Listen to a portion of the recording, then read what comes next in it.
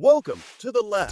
Before we get started, go ahead and like, subscribe, and share lab content on your socials. We're going to explore the world of cryptocurrency. Let's dive in. So, what is cryptocurrency?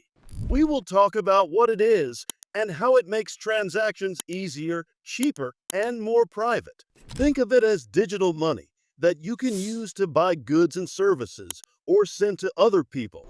Unlike regular money that you keep in a bank, cryptocurrency only exists online and uses special technology called blockchain to keep track of transactions.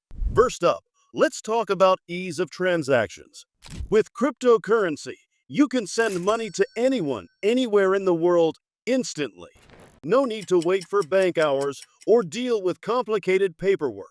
Just a few clicks, and the money is on its way. Next, let's discuss lower costs. Traditional banks often charge fees for things like international transfers or currency exchanges. With cryptocurrency, these fees are usually much lower because transactions don't go through multiple banks or payment processors. This means more of your money stays with you. Now, let's cover privacy applications. One of the great things about cryptocurrency is how it can offer more privacy. When you make a transaction, your personal details are not shared.